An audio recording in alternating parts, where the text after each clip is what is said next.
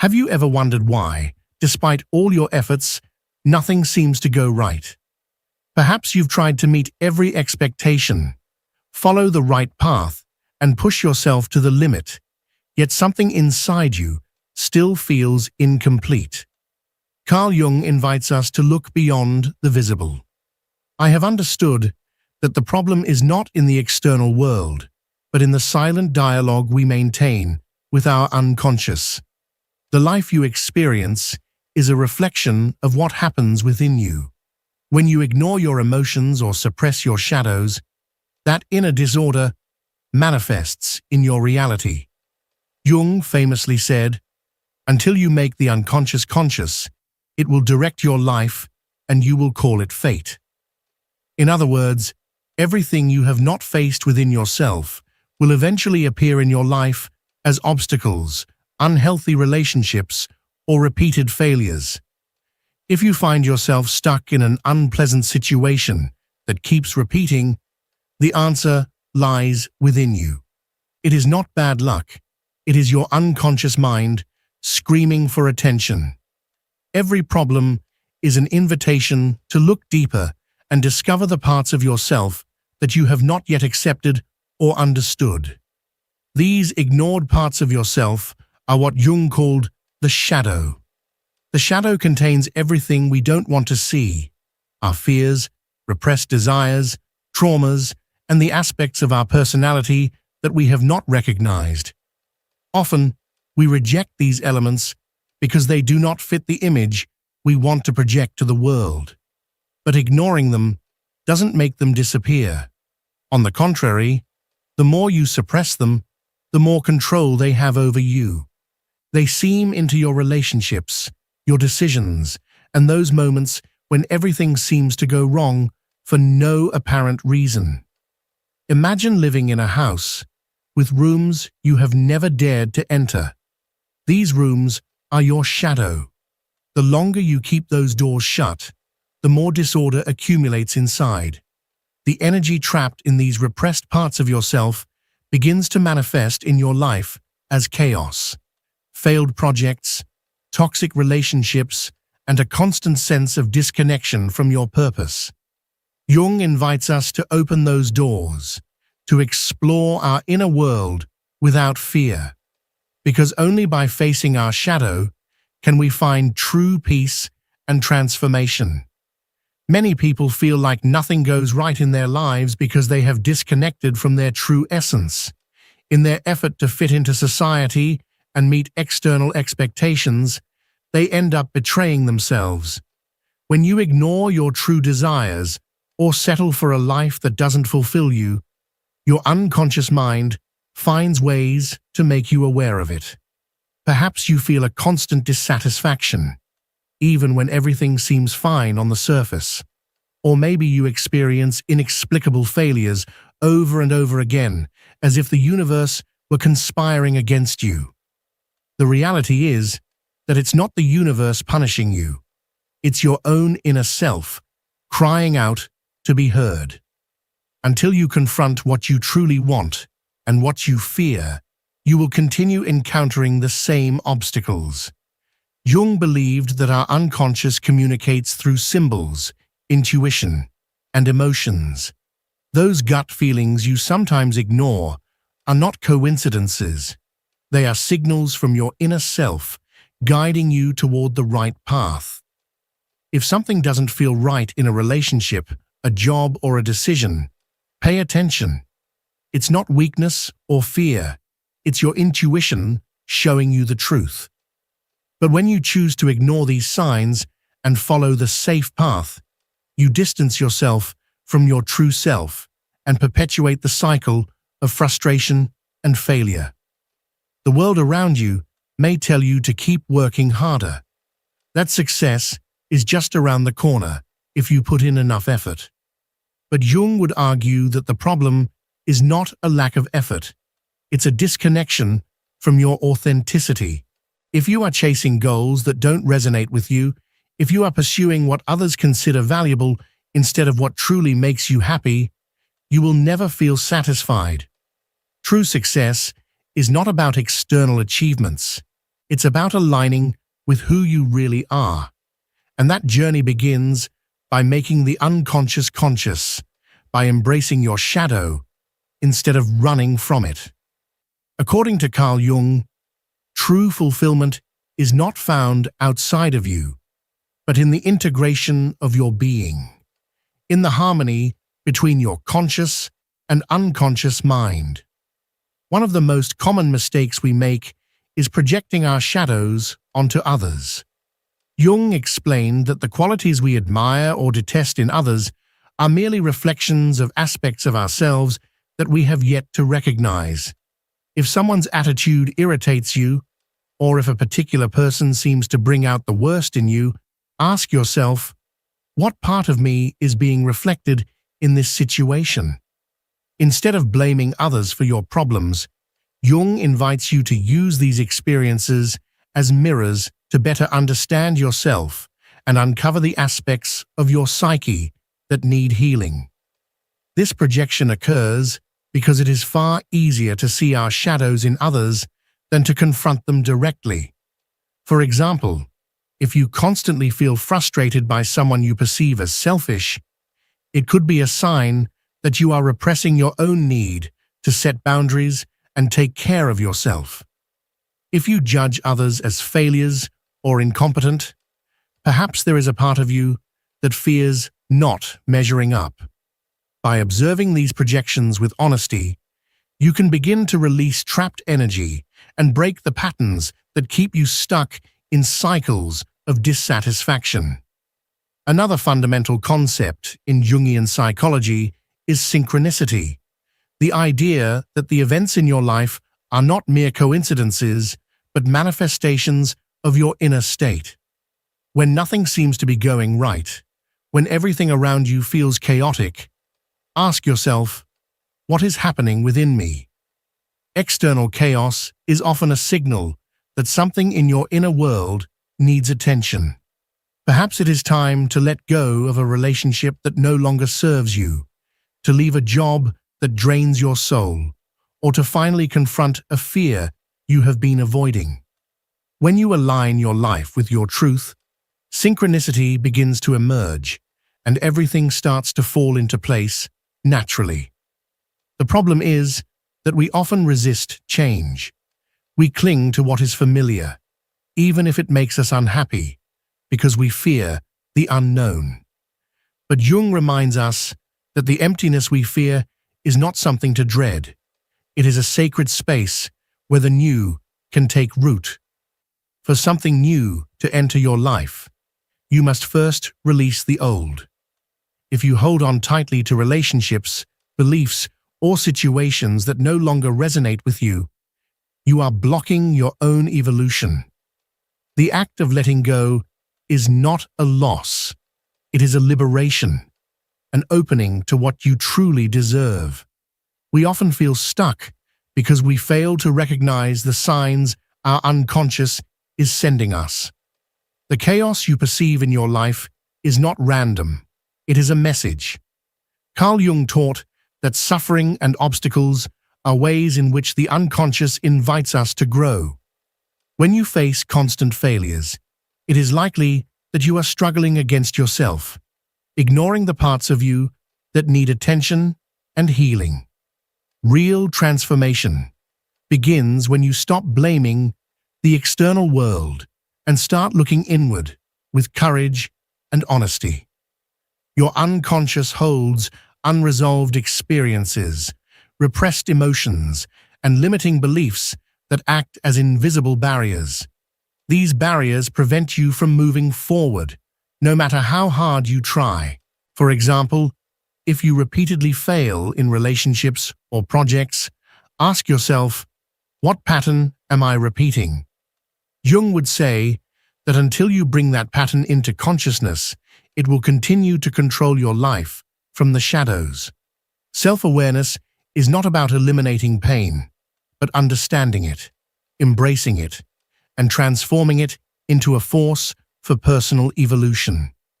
Resistance to change is natural because facing your shadows requires questioning the identity you have constructed. An identity often built on external expectations and values that may no longer serve you. Perhaps you have spent years trying to fit into a mold that was never meant for you, and now your inner self is rebelling. Jung reminds us that the goal of life is not perfection, but authenticity. True fulfillment comes when you allow yourself to be who you really are, with all your light and shadow. The integration of these aspects is what Jung called individuation, the path to a more meaningful life, free from self-deception. If you feel that your life lacks purpose or direction, it may be a sign that you have disconnected from your essence. Jung believed that every human being has a unique purpose, a mission that can only be discovered by listening to the voice of the unconscious. This voice does not shout, it whispers. It speaks through your dreams, your intuitions, and that silent longing for something more. When you ignore these signals and follow a path that does not resonate with you, frustration and failure become inevitable. But when you dare to follow your truth, the universe aligns and opportunities begin to flow. The concept of the shadow does not only refer to the negative aspects of ourselves, but also to the positive qualities we have repressed. Often, our greatest potential lies hidden beneath layers of fear, conditioning, and self-doubt. When you integrate these parts of yourself, when you stop running from who you are, you become whole. And in that wholeness, you find freedom. Carl Jung explained that many people hide their true potential out of fear of judgment, rejection, or failure. Perhaps you have dreams, talents, or desires that you have kept buried because you worry that you are not enough, that you do not measure up. But this self-deception creates a void within you, one that no amount of superficial success can ever truly fill. The real question you should be asking yourself is not, why is everything going wrong for me? But rather, what parts of myself am I repressing, and why? It is entirely possible that you are living a life that does not truly belong to you. Jung taught that the masks we wear to fit into society often disconnect us from our true selves. The more you try to be someone you are not, the more you betray your essence.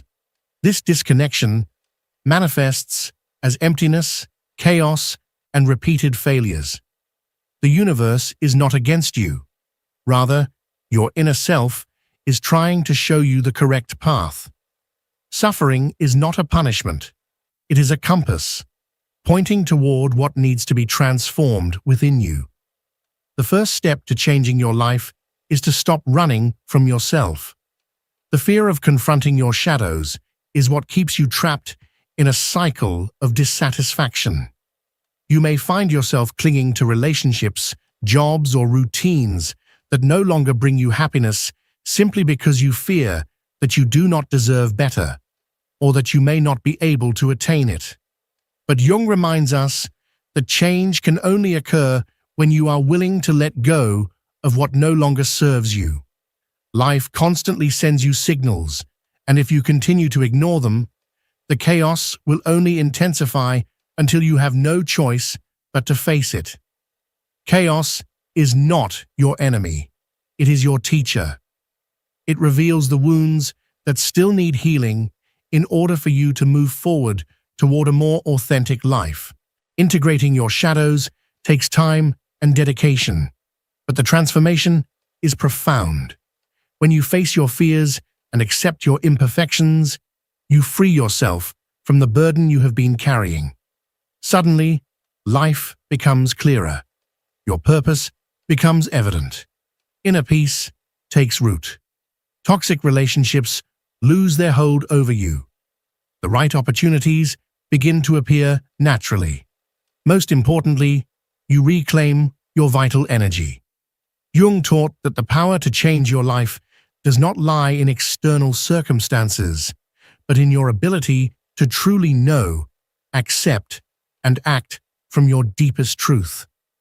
Have you ever stopped to consider how your thoughts and beliefs shape your reality? Jung described projection as the phenomenon in which we attribute to others what we refuse to acknowledge within ourselves. If everything in your life seems to be going wrong, take a step back and observe. What are you projecting onto the world? Perhaps you see obstacles where there are actually opportunities. Maybe you perceive enemies when, in reality, you are facing mirrors reflecting your own inner struggles. What you see as failure may simply be a lesson waiting to be learned.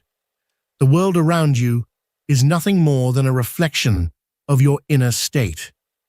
If you want to change your life, you must start by changing your perception and the limiting beliefs that hold you back. This process is not easy. Jung said that the awakening of consciousness is often accompanied by pain because it requires shedding old versions of yourself that no longer serve you. But this pain is not a punishment. It is a purification. It is the moment when you free yourself from outdated conditioning, fears, and attachments, making way for the person you are meant to become. Instead of resisting change, embrace it as an opportunity to grow and align with your true purpose. Every crisis you face is not an end. It is the beginning of something new. When you start living authentically, something extraordinary happens. Synchronicity. Jung defined synchronicity as the meaningful coincidence between your inner state and external events. It is when life seems to conspire in your favor, and everything falls into place effortlessly. But this synchronicity can only manifest when you are truly aligned with yourself. If nothing in your life seems to be working, perhaps you are on the wrong path, swimming against the current instead of listening to the messages your unconscious is sending you. The key is to learn to trust your intuition and release the illusion of control. Resistance to change is one of the greatest barriers, but it is also an opportunity. Jung famously said, "Who looks outside, dreams. Who looks inside, awakens." If you want your life to change, stop searching outside of yourself. The real work begins within. Face your shadows. Question your beliefs. Reconnect with your dreams. When you do this inner work, your external reality starts to shift. What once seemed impossible becomes achievable, and the pieces of the puzzle finally fall into place. Chaos and failure are necessary for your evolution. Jung reminds us that life is not a straight path. It is a journey filled with highs and lows, crises and moments of clarity. Every obstacle you encounter is an invitation to grow, to understand yourself more deeply, and to align with your true purpose. If everything in your life seems to be going wrong, ask yourself, what part of me needs attention? What am I avoiding? The answers you seek are not outside of you. They lie within your ability to listen to your inner guidance and take courageous action. The world needs more people who live in authenticity. When you choose to be yourself, without masks, without pretense, you inspire others to do the same.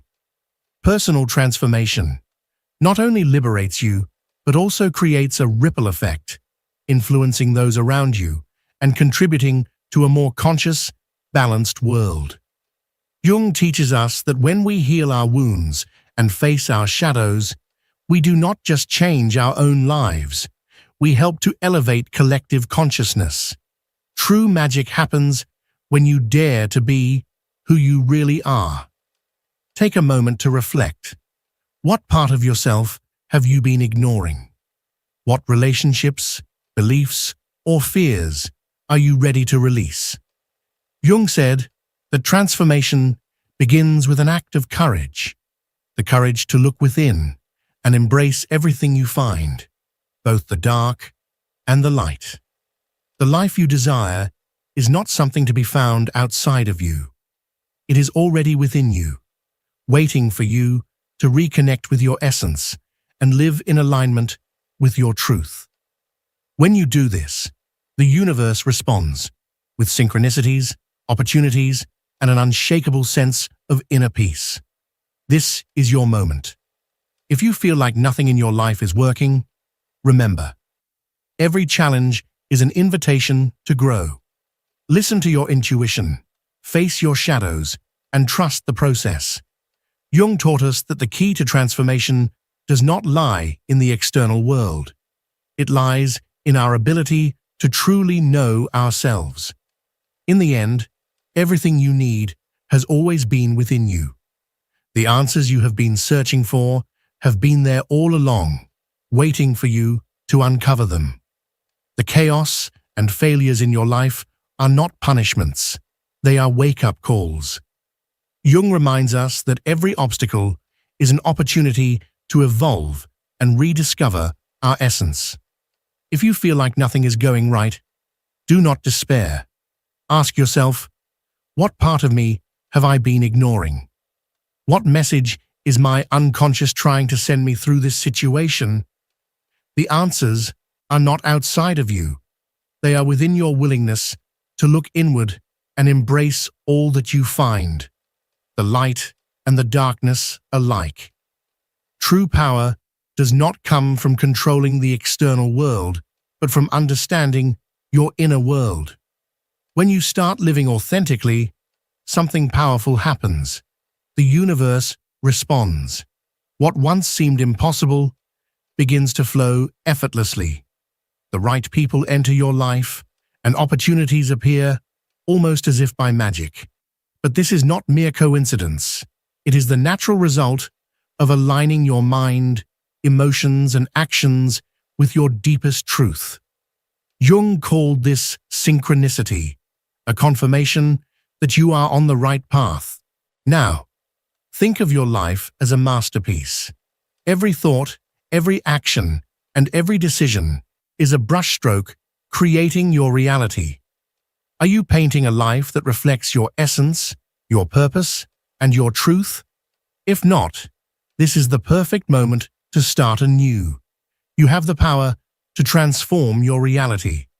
But that change begins within you. Carl Jung once said, "Who looks outside, dreams. Who looks inside, awakens." Dare to awaken. Dare to face your shadows, to embrace the parts of yourself that you have been taught to hide, and to build a life that not only inspires you, but also ignites inspiration in others. This is your moment to stop running from your truth and start walking toward it with courage. If this message resonates with you, don't keep it to yourself. There are countless people searching for answers, struggling with the same chaos and the same questions that you have faced. Share this message, because together we can bring this transformative knowledge to more people. Think about the impact you could have. Imagine helping someone reconnect with their purpose, guiding them to shift their perspective, and watching them step into a more authentic and empowered life. All because you decided to share something meaningful. Now I want to hear from you. What part of this message spoke to your heart? What step are you willing to take today to start living from your true self? Your experience, your thoughts, and your journey can serve as a beacon for others. It might be the spark that ignites change, not just within you, but in those who cross your path. True transformation begins with a single action, and your words could be the encouragement someone else needs to take their first step. And if you haven't already, subscribe and turn on the notification bell so you don't miss future messages like this one. Every time you leave a comment, hit like, or share this content, you're not just supporting this channel, you're helping to create a community of growth and transformation. Life is full of possibilities, and change starts with you. Are you ready to take the first step? Share, comment, and become part of this movement dedicated to truth, self-discovery, and fulfillment. Together, we can inspire the world to awaken its true potential.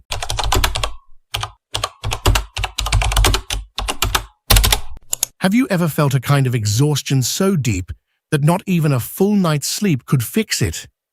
As if no matter how much you rest, the heaviness doesn't leave your chest, and you wake up just as tired as when you went to bed. It feels physical, but deep down, you know it's not your body that's tired. It's your soul crying out for air. This is not just about sleep deprivation or stress. It's a silent message from the depths of your being. It's life whispering that something inside of you is out of alignment, that somewhere along the way, you stopped listening to what you truly need. This kind of fatigue isn't random. It's not simply caused by overwork or missing a few hours of rest. It's the result of a fracture between your body, your mind, and your spirit. Carl Jung once said, "Until you make the unconscious conscious, it will direct your life, and you will call it fate." This exhaustion is just that. Your unconscious trying to reach you, using your body as a messenger. It's the voice of your ignored emotions, your suppressed truth, your postponed decisions. And when you refuse to listen, when you keep pushing through despite the inner resistance, your body takes over. It starts sending signals. Exhaustion becomes its cry for help. It tells you to pause, to look within, to finally listen. Perhaps there's a truth you've buried, a change you're afraid to make, a chapter you're not ready to close, or an emotion you've never allowed yourself to feel. And because you've avoided facing it, your system begins to collapse. Not suddenly, but little by little. You lose motivation. You feel disconnected. Life becomes mechanical. You move, but you don't feel alive. And here's what makes it worse. We live in a culture that encourages you to ignore these signs. You're told to drink more coffee, take energy supplements, exercise harder, or push through, because everyone feels tired. But no one tells you to look inward. No one teaches you that sometimes tiredness isn't a physical problem, but a spiritual one. That sometimes the weight on your shoulders isn't caused by the world, but by your own silence. Imagine your mind as an engine that never shuts down. It absorbs everything, every memory, every wound, every fear, every unspoken thought.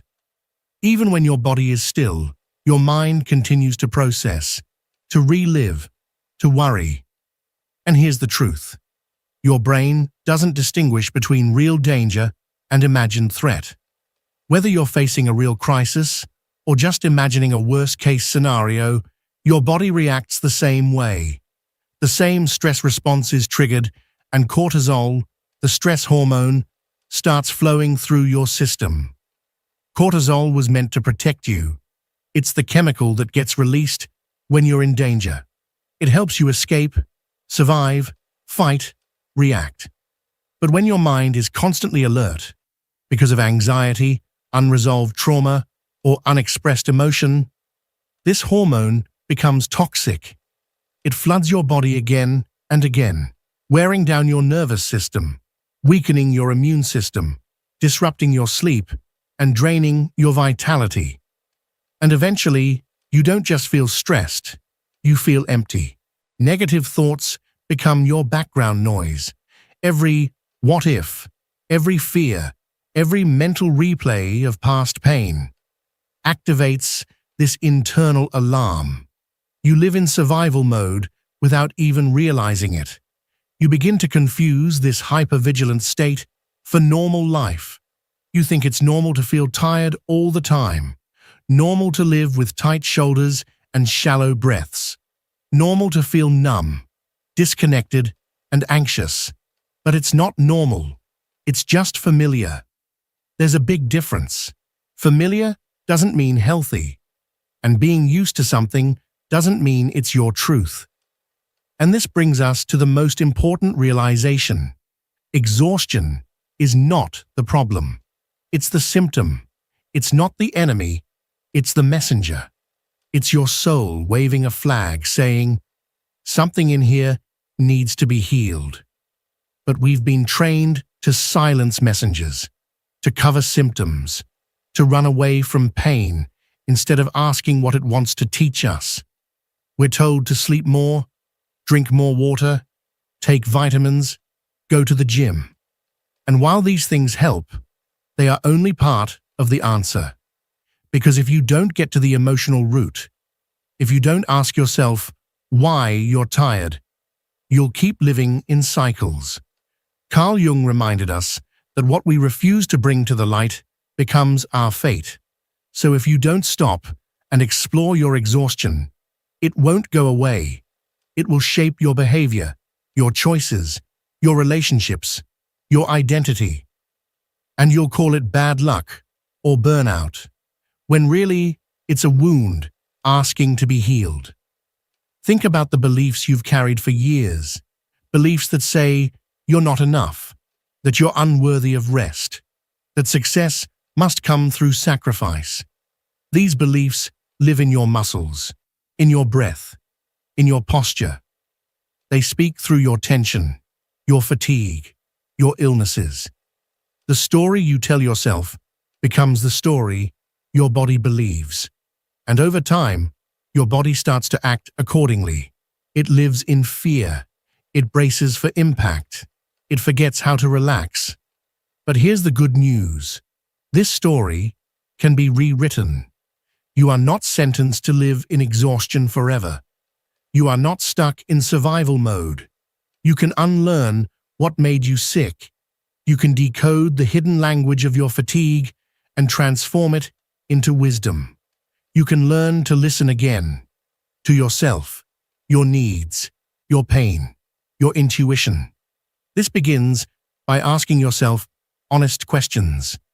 What part of me have I been ignoring? What emotion have I pushed away because I didn't know how to feel it? What belief am I holding that keeps me in this loop of depletion? What conversation am I avoiding? What truth am I afraid to admit?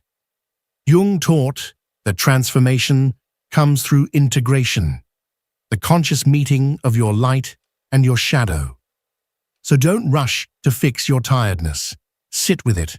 Let it speak. Let it unravel the parts of you that have been silent for too long. Because what's waiting on the other side of this fatigue is not just energy, it's clarity, renewal, and a deeper connection to who you really are. You don't need magic pills or external validation.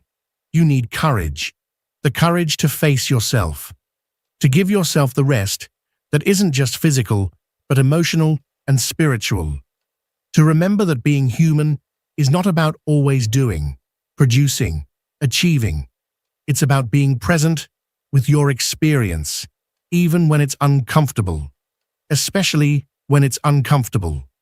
Jung spoke of the individuation process, the journey toward authenticity. It's the path of freeing yourself from the masks you've worn to fit in and reconnecting with your true self. And when you begin this journey, something within you starts to shift. The energy that was once drained by worries and fears begins to return to you. The first step to breaking this cycle is to come back to the present moment. Your mind has been running on autopilot for years, trapped between past and future, reliving what once was or fearing what might come. But the only way to reclaim your energy is to ground yourself in the now. One of the simplest yet most powerful practices is training your mind to focus on a single point. Sit somewhere quiet, no need to adopt any complicated posture. Find a fixed point in front of you and focus on it. Then, breathe deeply through your nose only, slowly inhaling and exhaling. Keep your attention on your breath and that point for 5 minutes. It may seem like a small exercise, but don't underestimate its effect. This simple habit trains your mind to break free from autopilot, reduce cortisol levels, and restore control over your inner state. You don't need hours of meditation to begin noticing changes. Just 5 minutes can make a difference, and if done consistently, you'll gradually feel your energy return, your mind quiet down, and your body respond with renewed vitality. Your exhaustion isn't a sentence, it's a signal. It's an invitation to wake up, to become aware of how you're living, and to take back control of your life. Fatigue, from this perspective, stops being an enemy and becomes a compass. It's not merely an annoyance to be erased with more sleep or stimulants. It's a message, a sign, showing you where things are out of balance, which emotions you've been ignoring, and where you're investing your energy without true meaning. Often, true exhaustion doesn't come only from a lack of sleep or working too much, but from living a life that isn't aligned with what you really want. Think about it. When you do something you're passionate about, when you feel inspired and in tune with your purpose, your energy flows naturally. You can work on it for hours without feeling drained. But when each day feels like a battle, when you live to meet others' expectations, when you stay in environments that suffocate your essence, your body suffers. Because exhaustion is not just physical, it's emotional, mental, and even spiritual. The fatigue you feel isn't a coincidence, and it's not simply because you work too hard or sleep too little. Often, burnout is your body and mind telling you that something in your life needs to change. Carl Jung spoke of the importance of listening to the unconscious, because it holds the answers your conscious mind refuses to see. And one of the clearest signs that something is off balance is when exhaustion lingers even after resting. You might be forcing yourself down a path that doesn't fulfill you, whether in your job, lifestyle, or how you relate to the world. You may be pouring energy into relationships that only deplete you, that neither nourish you nor bring balance. You may be repressing emotions that need to be expressed because you were taught that feeling them is a weakness. All of this has a cost, and that cost shows up in your body as exhaustion. The issue isn't just the lack of rest. The real problem is the massive amount of energy you're wasting by maintaining a life that doesn't resonate with you. The key lies in listening to yourself. If you start paying attention to your own body and mind, if you give yourself permission to pause and examine what's truly draining your energy, you can completely transform your life experience. But to do this, you need to create space for internal observation, a quiet moment where you can honestly ask yourself, what part of my life is draining me? Am I living according to what I truly want? Or am I simply meeting other people's expectations? Am I suppressing emotions that need to be expressed? Which people, situations, or activities make me feel completely exhausted? Sometimes the real problem isn't a lack of energy. It's the emotional weight you carry without even realizing it. When you ignore what you feel, when you force yourself to keep going without asking why, when you try to fit into a mold that was never meant for you, internal resistance starts to build. A part of you wants to move forward, while another part clings tightly to what's familiar. One part of you craves change, but another fears the unknown. And that constant internal conflict drains your energy more than any physical effort ever could. One of the most effective ways to break free from exhaustion isn't just getting more sleep or taking a vacation, although that helps. It's writing, but not structured writing or journaling for someone else to read. I mean raw, unfiltered writing. Writing without rules, without judgment, without holding anything back. Why? Because most of the time, we're not even fully aware of what's draining us. We blame our job, our routine, or the stress of everyday life. But the truth is, there's a tangled web of thoughts, unspoken emotions, and hidden worries trapped in our minds, silently consuming our energy without us noticing. So how do you do this? Before going to sleep, take 5 minutes and write whatever comes to mind. It doesn't matter if your thoughts are scattered at first. It doesn't matter if you repeat words or if nothing makes sense. Write what you feel. Write what you think. Write what's bothering you. And if you don't know where to begin, try using prompts like, how did I really feel today? What thoughts kept circling in my mind all day long? Is there something I'm worried about, but avoiding? What do I want to express, but don't feel ready to say out loud? And if you still feel blocked, simply write, I don't know what to write, and let the words flow from there. There are no right or wrong answers. The important thing is to get it all out. Why does this work? Because writing makes you conscious of what you actually feel. What used to feel like chaos in your head suddenly takes shape. It becomes visible, recognizable, and most importantly, it becomes something you can release. Many times, we're not exhausted by what we do, but by what we keep locked inside, by the words left unspoken, by the emotions we refuse to confront, by the thoughts we endlessly replay without ever resolving. When you free your mind from built-up thoughts, you create space for new ideas, new emotions, and a new state of balance. Now tell me in the comments, have you ever tried writing as a way to clear your mind? How did it feel afterward? I'm reading. Most people think rest only means sleeping more. But real rest goes far beyond sleep. Rest also means letting go of what you no longer need. Resting means saying no to what drains you. Resting means allowing yourself to change direction if the path you're on no longer feels right. Resting is no longer fighting yourself.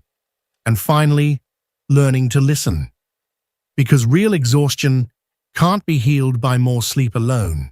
It's healed by being more authentic, by being honest with yourself, and by reconnecting with who you really are.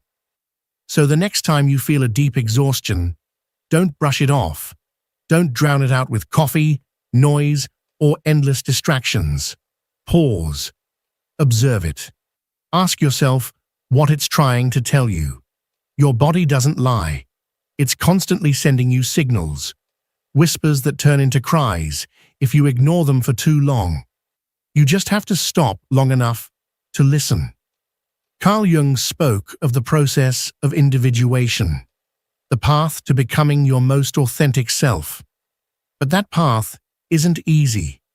It requires shedding the layers of who you thought you were or who others told you to be in order to uncover the truth of who you actually are. And that takes energy, real energy.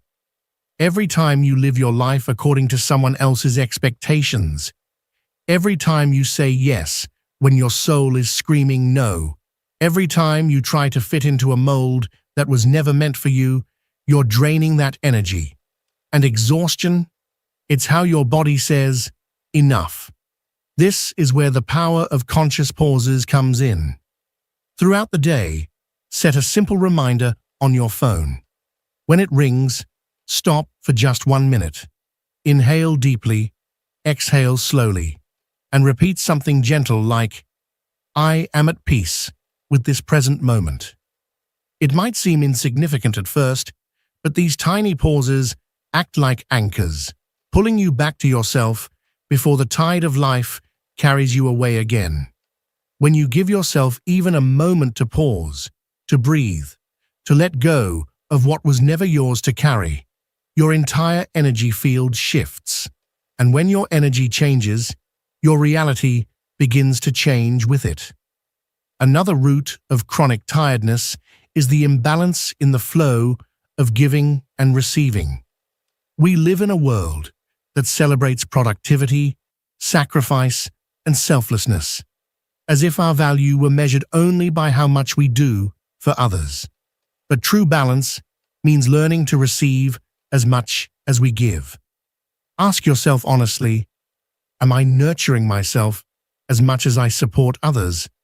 If you're constantly giving but never receiving, it's only a matter of time before you feel empty. Taking care of yourself is not selfish, it's essential. Because when you're full, when you're recharged, you can give from a place of wholeness, not depletion. So next time someone asks something of you, stop for a moment. Ask yourself, do I actually have the energy to do this? And if the answer is no, allow yourself the grace to say it. Say no. Because remember this, you cannot give what you do not have. The fatigue you feel is not a flaw, not a failure. It's a message, a sacred invitation from your body and your soul to pay attention, to realign. Every small act of awareness, every pause you allow yourself, every time you honor your limits and say no when you need to, every moment you choose to recharge, it's all a way of telling yourself, I hear you, I honor you, I choose you. The path to a fuller life doesn't demand enormous changes. It begins with small acts of mindfulness and care. And every time you choose to take a deep breath, to listen to your inner voice, to place yourself first, not out of ego, but out of love, you are cultivating a space of inner power. And in that space, anything is possible. When we ignore the message behind our tiredness, we get caught in a loop of never-ending exhaustion. We begin to accept fatigue as a normal state of being. But it isn't. It never was.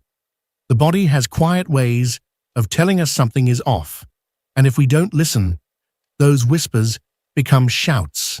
Carl Jung taught that the unconscious is always trying to communicate with us through dreams, emotions, and physical symptoms. Fatigue is one of those messages. It's a subtle yet profound reminder that something in your life needs to shift. That's why it's essential to cultivate practices that bring you back into alignment. Here are 3 powerful tools you can start using today. First, journal your thoughts at the end of the day. Before bed, take 5 minutes to unload whatever is running through your mind. Don't try to be poetic. Don't worry about grammar. Just let it flow. This act alone can help release tension and prepare your mind for deep rest. Second, find an activity that makes you lose track of time, something that brings you fully into the present. It could be reading, painting, walking in nature, or simply watching the clouds drift across the sky. These moments refill you. They reconnect you with your essence. Third, practice conscious pauses throughout your day. Set hourly reminders if needed. And when they go off, pause, breathe, repeat to yourself, I am at peace with the present moment. These pauses are not wasted time. They are vital check-ins.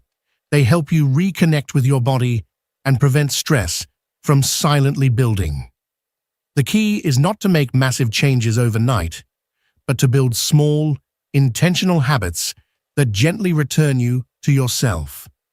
Fatigue isn't your enemy. It's your compass. It's the way your body and mind plead with you to stop running on autopilot and start living with awareness. We live in a world that glorifies hustle, that equates rest with laziness, that makes us feel guilty for slowing down. But here's the truth. Rest is not a waste of time. Rest is how you gather strength for what truly matters. So ask yourself, am I investing my energy into things that nourish me? Or am I stuck in routines that drain me? And more importantly, what small change can I make today to reconnect with myself? If you've made it this far, leave a comment that says, I reclaim my energy, so I can greet you in the next video. And if this message resonated with your soul, don't forget to subscribe and activate notifications. We're going to keep diving into insights that help awaken your deepest potential. I'll see you in the next video. And remember, protect your peace, protect your energy, and always keep your mindset unshakable.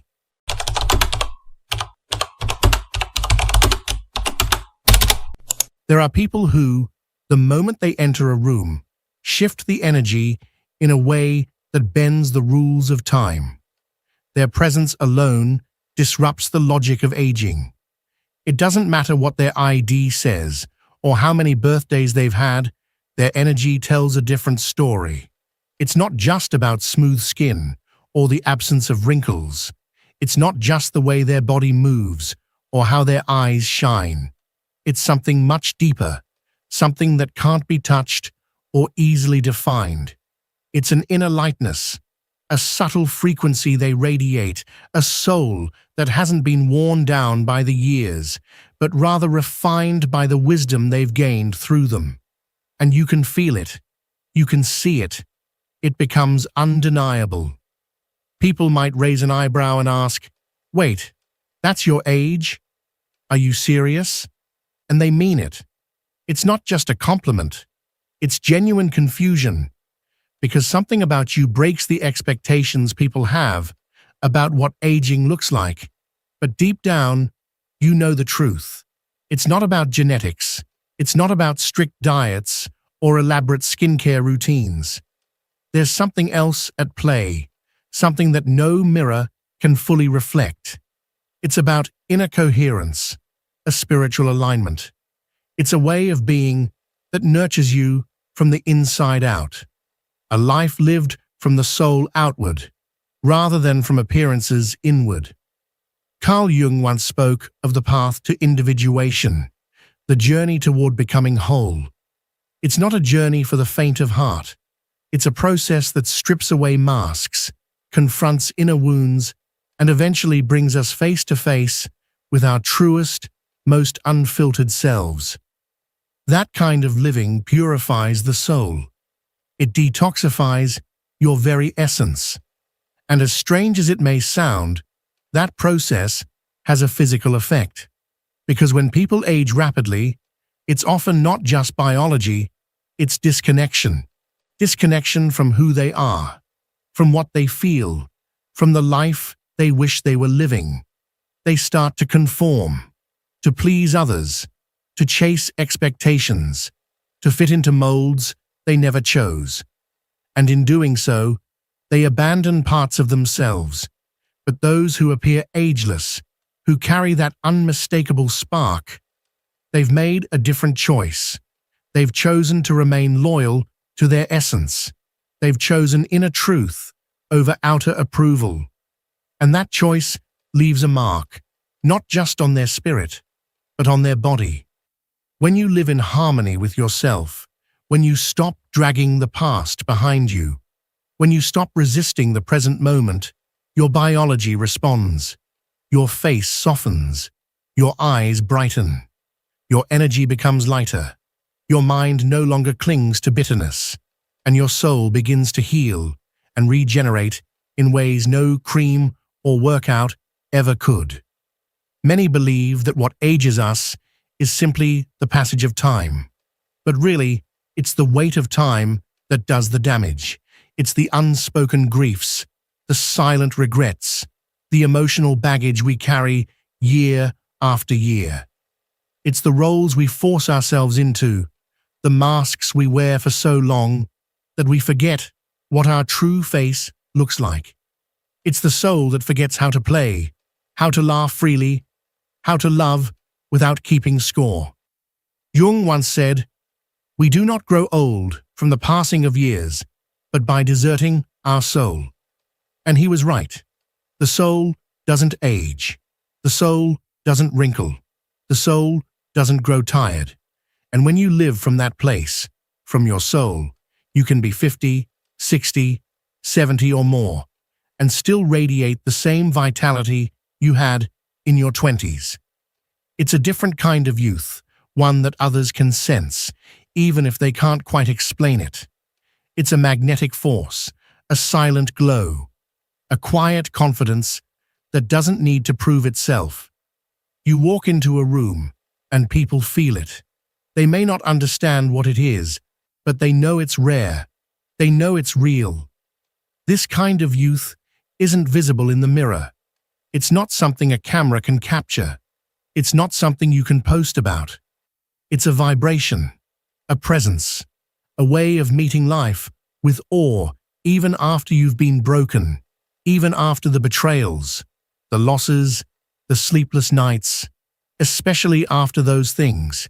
Because true vitality comes not from having lived an easy life, but from having walked through darkness and still chosen light. It's not naivety, it's wisdom. It's having learned that life doesn't take your youth, it returns it, if you know how to live from your soul. So, no, this energy cannot be bottled or sold. It's not the result of luxury treatments or magical secrets. It's a way of living that keeps your spirit young, by staying curious, by being honest, by laughing deeply, by loving bravely. It's waking up every day and deciding to stay connected to the most authentic part of yourself, even when the world tries to pull you away from it. That is the real fountain of youth. Not a place, not a potion, but a practice, a choice to honor your soul every day. And when you do, something miraculous happens. Your years may continue to pass, but they will no longer define you.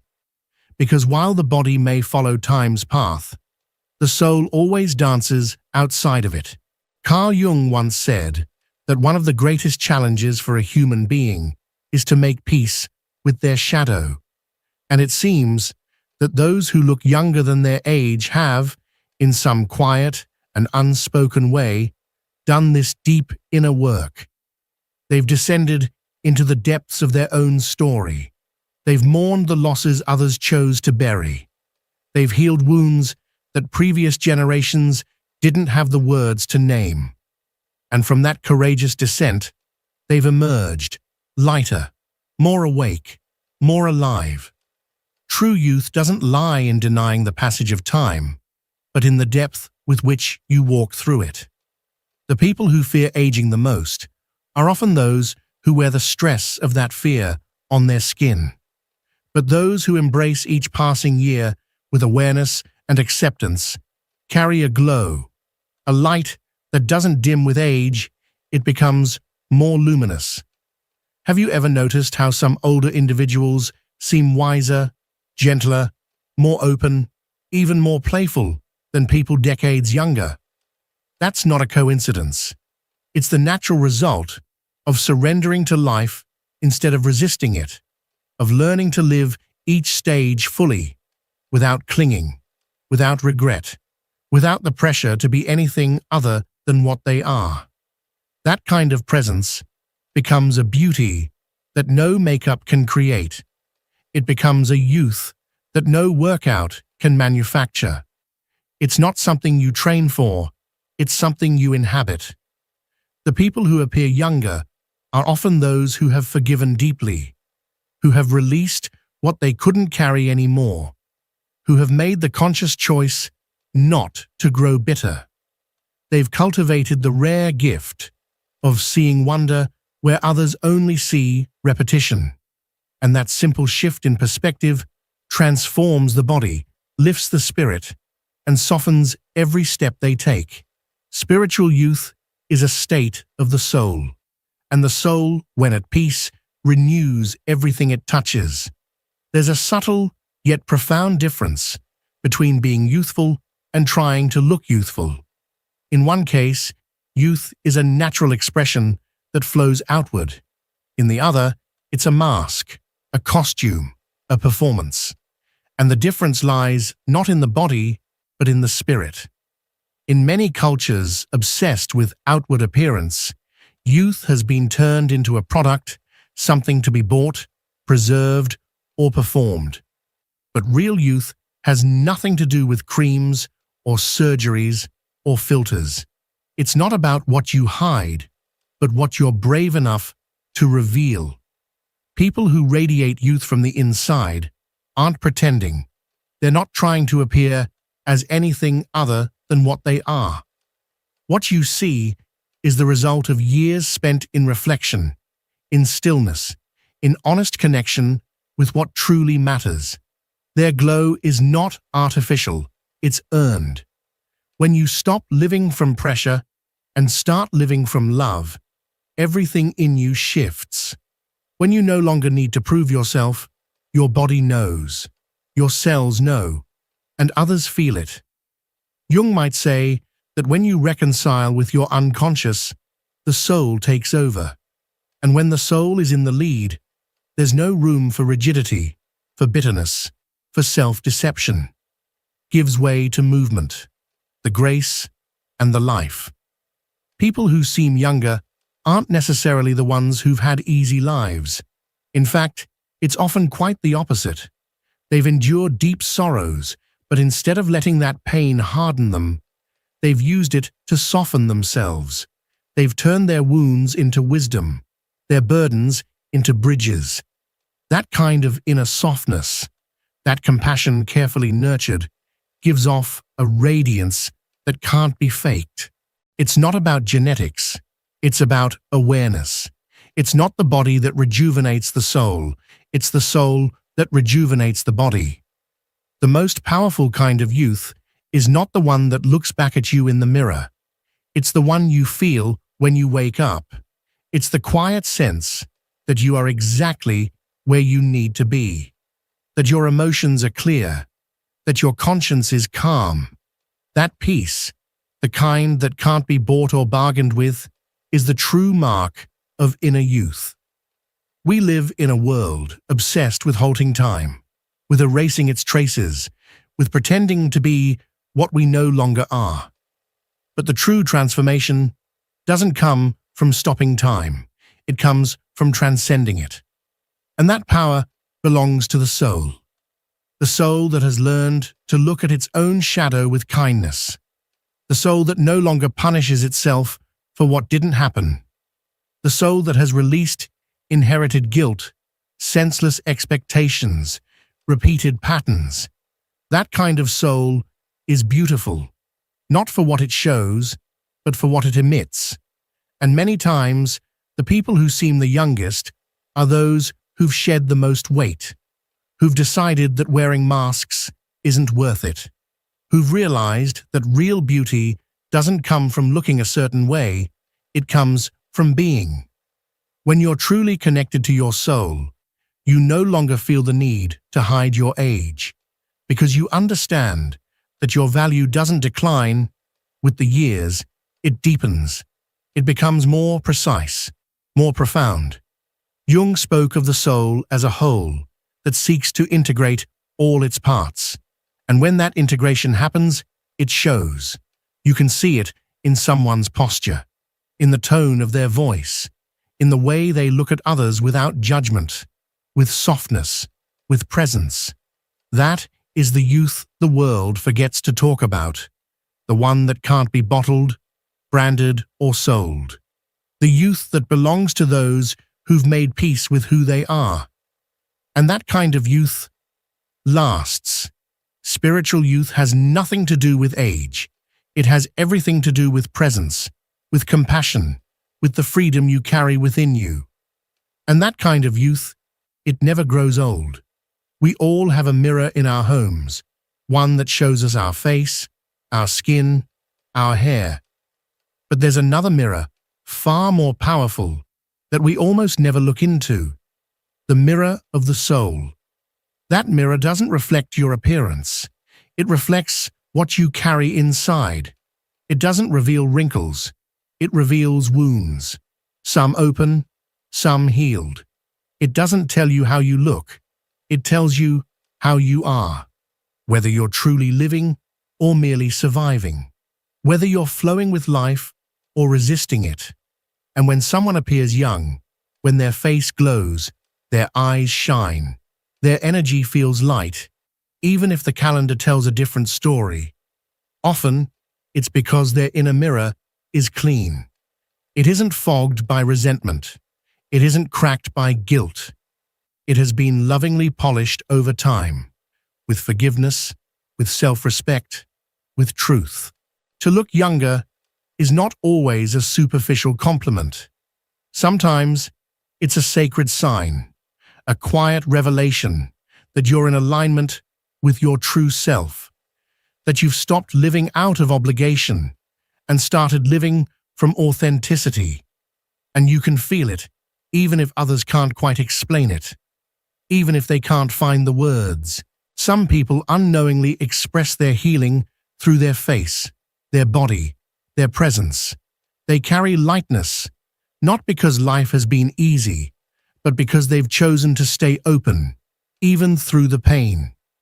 These are the people who bring peace into a room without saying a single word, who look at you with a kindness that holds no judgment, who seem to glow with something different. It's not youth, it's presence. Carl Jung spoke of the self, not the mask we wear, not the roles we perform, but the deep center of our being, the integrative core of the psyche. And he said, we access it not by pretending, not by escaping who we are, but by turning inward, by becoming honest with ourselves. When we get closer to that core, something within us shifts. We don't just feel younger, we remember who we really are. The soul, when listened to, beautifies everything it touches: your voice, your energy, your body, your way of walking through the world. People who seem younger than their age are often those who truly listen to themselves, who take care of their inner world, not out of fear, but out of love, who don't abandon themselves when life falls apart, who don't become hardened when things hurt, who, instead of shutting down, open wider because they've learned something profound. They've learned that real aging doesn't happen in the body. It happens in the spirit. And when the spirit is awake, it doesn't matter how many years pass, your light stays alive. That light, when it flows freely, even rejuvenates those around you. It's as if your soul, by shining, reminds others that they have a soul too, that they've simply forgotten. And that is a gift. So if you've ever wondered why you seem younger than others your age, maybe the answer isn't in your skincare routine, or your diet, or your DNA. Maybe the answer lies in your story, in how you lived it, in how you healed it, in how you refused to become bitter.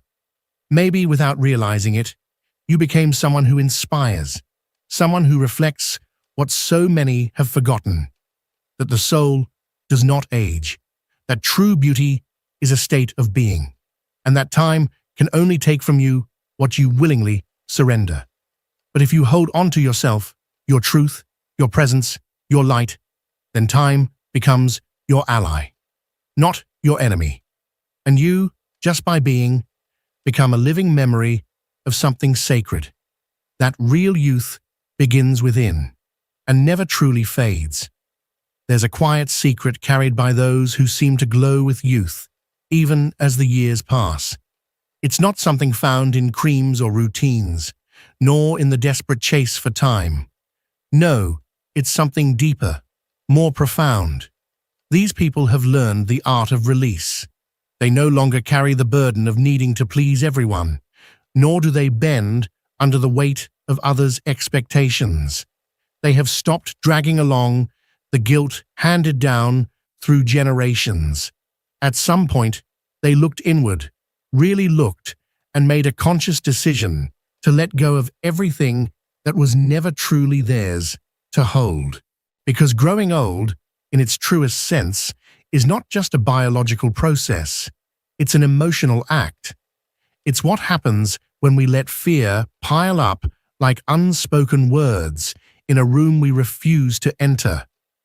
It's what happens when we treat resentment like a collection of trophies, polished and preserved, rather than healed and released. Aging happens when we refuse to change, to feel, to soften. When we close ourselves off to life's flow, its mystery, its movement. But those who appear younger, who seem to carry light in their eyes and ease in their step, have chosen a different way of living. They have chosen lightness, not because life has been gentle with them, but because they have mastered the quiet strength of not carrying what weighs down the soul. They have learned, sometimes painfully, sometimes slowly, how to let go of what does not help them grow. And that choice, often invisible to the eye, but unmistakable to the heart, becomes a kind of inner alchemy. It softens their energy, lightens their presence, brightens their aura. Carl Jung once said that no one becomes enlightened by imagining figures of light, but by making the darkness conscious. And when a person dares to face their shadows, not with judgment or fear, but with compassion, something changes inside. The energy shifts. The heart becomes less guarded. There's a new kind of softness, a deeper kind of brilliance. It's as if every shadow embraced becomes a window polished clean, reflecting a more honest soul. And this transformation doesn't go unnoticed. You can see it in the face, in the way someone moves, in the calmness of their gaze. There are people who carry a light that doesn't flicker, a presence that doesn't fade, a kind of beauty that can't be explained by symmetry or age. These people are not performing. They are simply living from a place of truth. And truth does not wrinkle. Truth does not age. Perhaps this is what real spirituality looks like, not the kind that seeks to ascend above life, to escape or transcend, but the kind that dives into the very heart of experience and reshapes it from within. This is the spirituality that forgives the past, that smiles at the scars which no longer sting, the one that chooses over and over again to live with awareness, with softness, with care. That kind of presence doesn't demand attention. It doesn't have to. When someone walks into a room with that kind of alignment, everyone feels it, even if they can't quite name it. It's the kind of youth that doesn't shout, because it already knows how to listen. And then suddenly, you realize, looking young isn't an accident, or a lucky genetic lottery, or some divine favor. It's the outward reflection of an internal alignment. It's the echo of having said no to resentment, to rigidity, to judgment, to guilt, to the fear of being fully, unapologetically yourself, and having said yes to the things that bring life to your spirit: emotional freedom, forgiveness, authenticity, kindness, curiosity, laughter, and the kind of silence that doesn't feel empty, but full, like a warm embrace from the universe itself. So if someone looks at you and says, "You don't look your age," don't just take it as a compliment about your skin or your appearance. Hear it as something deeper, a sign, a reminder that you're on the right path, that your soul is speaking honestly, that when the soul expresses itself with integrity, it can even transform the body. And if you're not there yet, if you still carry the weight of old wounds or fears, know this: it's okay. There's no expiration date on healing. It's never too late to begin again, to soften the hardness inside, to return home to yourself, to reconnect with the soul. Because in the end, true youth isn't something we lose, it's something we forget. But the moment we remember who we are beneath the noise, beneath the masks, beneath the stories we were told to believe, youth comes rushing back, not as a number, but as a state of being, a quiet radiance, a gentle power, a living truth. Sometimes it's not about how many years you've lived, but how much you've healed, how much you've let go, and how much light you carry within. The youth you see on the outside is often a reflection of the spiritual work within. Thank you for reading this far. If this video touched your soul, I invite you to subscribe to the channel, activate the bell, and join me on future journeys towards self-knowledge. Leave me a comment. Has anyone ever told you that you look younger? Do you think your soul also vibrates with that energy? I'd love to hear from you. And if you know someone who radiates that spiritual youth, share this video with them. Sometimes a small message can be a great mirror. See you soon.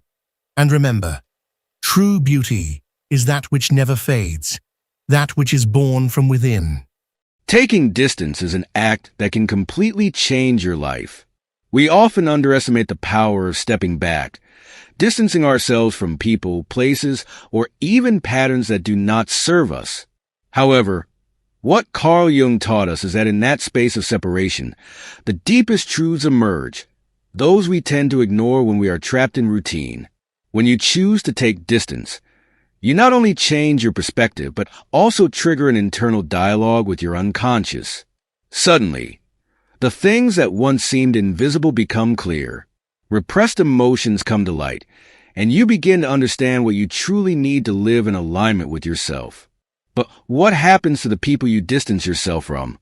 How do they truly feel when you choose yourself? In many cases, the reaction of those around you is a direct reflection of their own shadow. Jung explained that what we project onto others is merely a mirror of what we carry within. So when someone reacts with anger, sadness, or even indifference to your decision to distance yourself, they are actually dealing with their own fears and insecurities. It is not so much that they are hurt by your absence, but rather by what your absence forces them to confront within themselves. On the other hand, this process not only affects those around you, it is also a call for you to explore your own shadows. By stepping away from the familiar, you face the void, that discomfort we often try to avoid. But here lies the key. That void is not something to fear. It is a sacred space where you can rediscover who you truly are, beyond external expectations and conditioning. When you choose to let go, something within you begins to heal. Perhaps it is a relationship that seemed perfect, but was actually draining you emotionally. Or maybe it is a group of people with whom you always felt obligated to fit in, even if it meant betraying parts of yourself. Carl Jung taught us that true freedom does not come from clinging, but from daring to let go. In releasing, you not only free others, but also free yourself. Think about this. Every time you set boundaries, every time you choose to prioritize yourself, you are sending a powerful message to your unconscious. You are saying, I deserve something better. And when your unconscious receives this message, your reality begins to shift. The right people start appearing in your life. Opportunities that once seemed unreachable become possible. And most importantly, you regain that inner peace you may have forgotten existed. This does not mean the journey will be easy. There will be moments of doubt, moments when you question whether you made the right decision. But remember, growth always comes with discomfort. Jung explained it this way. We cannot become who we truly are without first facing our shadows. And many times, those shadows come to the surface when we decide to distance ourselves from what keeps us trapped. When you take distance, people react in different ways. Some will try to blame you, making you feel selfish. Others may attempt to manipulate you into coming back. But here is the truth. Their reactions have nothing to do with you. They are a reflection of their own inability to deal with loss, to accept that your growth might mean the end of their comfort zone. The power of projection. What distance reveals. Carl Jung taught us that projection is one of the unconscious mind's most common mechanisms. What we see in others, both what we admire and what we criticize, is merely a reflection of ourselves. So when you distance yourself from someone, their reactions toward you become an invaluable opportunity to understand which aspects of yourself you have been avoiding. For example, If someone reacts with anger or rejection to your decision to distance yourself, it is possible that they are projecting their own fears of abandonment or feelings of inadequacy onto you. This does not mean you should carry their pain, but it does invite you to reflect. What are you projecting onto them? What part of yourself do you fear recognizing or facing? Distance not only exposes the unconscious dynamics of those around you, but also acts as a mirror for yourself. It is in that space of separation where you can see with greater clarity which relationships were truly nourishing you and which were draining you. Jung firmly believed that our relationships are not mere coincidences. Every person who enters our life does so to teach us something about ourselves, even if that lesson arrives through pain. The emptiness that emerges when we take a step back is not just a void. It is a space for transformation. That emptiness, however, can be frightening. We are so accustomed to filling our lives with constant interactions, with relationships that often serve as distractions from our inner world. But Jung saw the void differently. He viewed it as fertile ground for personal growth. In his own words, one does not become enlightened by imagining figures of light, but by making the darkness conscious. It is in that emptiness that you have the opportunity to confront your shadows, to integrate those aspects of yourself that you have long suppressed. Perhaps you realize that you have been sacrificing your own desires just to meet the expectations of others. Or maybe you discover that your fear of rejection has led you to cling to relationships that no longer serve you. This process of self-exploration is not comfortable, but it is essential. Every time you choose to look inward instead of seeking answers outside of yourself, you strengthen the connection with your true self. And that authenticity, according to Jung, is the key to a meaningful and fulfilling life. How do relationships change when you create distance? When you decide to take a step back, the dynamics of your relationships inevitably change. The people who are used to your constant presence may feel uncertain or even threatened. This can manifest in attempts to pull you back in criticisms of your decision, or even in apparent indifference. But as we mentioned before, these reactions are nothing more than projections of their own psyche. This is where your inner strength comes into play. You must remember that your decision to distance yourself is not an act of selfishness. It is an act of self-love. By prioritizing your well-being, you are taking a crucial step toward building healthier and more authentic relationships. Jung believed that the most meaningful relationships are those that inspire us to grow, not those that keep us in a state of complacency. Some people will adapt to this new balance and will choose to grow alongside you. These relationships, although they may go through an adjustment period, become stronger and more authentic over time. Others, however, may drift away entirely, and that is okay. As Jung said, separation is often the price of growth. Synchronicity. The universe responds to your authenticity. One of Jung's most fascinating ideas is the concept of synchronicity, the idea that seemingly unrelated events connect in meaningful ways when we are aligned with our true selves. When you step away from what no longer serves you, you create space for new opportunities and people to enter your life. This is not mere coincidence. It is the universe responding to your decision to prioritize your truth. Perhaps you have noticed that after letting go of a toxic relationship, people who genuinely support and inspire you begin to appear. Or maybe, by releasing a situation that was draining you, you suddenly gain the clarity to pursue a long-abandoned dream. These are not just strokes of luck. They are signs that you are on the right path. When you choose to take distance, the impact is not only seen in your external relationships, but also in your relationship with yourself. It is in these moments of separation that you begin to notice patterns that once went unnoticed. Perhaps you become aware of how you have allowed certain people or situations to consume your energy. Or maybe you confront the fear of being alone, a fear that, in reality, reflects a deeper disconnection from your own being. Distance offers you the gift of introspection. It's not just about distancing yourself from others, but about drawing closer to yourself. Carl Jung spoke about the significance of this process. How only by confronting our own shadows can we begin to truly understand who we are. The The space that opens up when we let go allows new things to flourish, not only in your external world, but also within you. Taking a step back may initially bring discomfort, as if something is missing, but that feeling is merely a reflection of your growth. What once filled your life, even if only superficially, is no longer there, giving you the chance to fill that void with something more authentic. This is not a quick or easy process, but it is deeply transformative. The way others react to your decision to step away can serve as an indicator of how they have been engaging with you. Some people may be understanding, even supportive of this new path, while others may resist, trying to keep you within the dynamic that feels comfortable for them. Their reactions are not about you, but about themselves.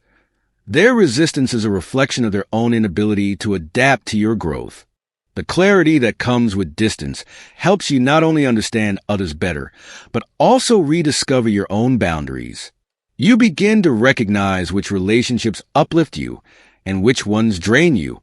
This discernment is crucial for building a life aligned with your true purpose. It is not about judging others, but about making conscious choices regarding who you allow in your inner circle. The act of stepping away can also trigger a transformation in those who remain. Sometimes, your decision to set boundaries can inspire others to reflect on their own behaviors and patterns. Although this is not always the case, when it does happen, it is a sign that the change you initiated is not only benefiting you, but also those around you. However, the process of letting go can also bring moments of doubt. It is natural to question whether you made the right choice, especially when the void feels overwhelming or when others react intensely to your decision. But Jung reminds us that growth is never comfortable. It is in those moments of uncertainty that you must trust your intuition, the inner voice that led you to take this step in the first place. As you move forward on this path, you begin to notice subtle yet significant shifts in your life. People and opportunities that once seemed out of reach start to appear.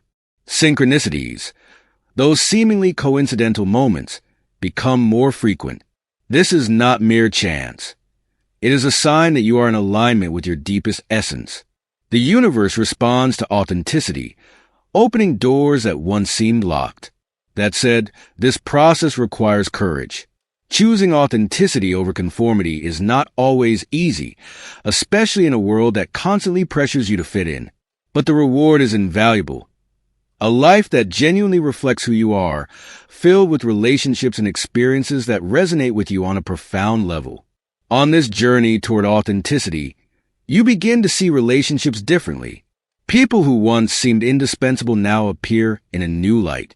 You may realize that much of those connections were built on habits, expectations, or even a need for external validation.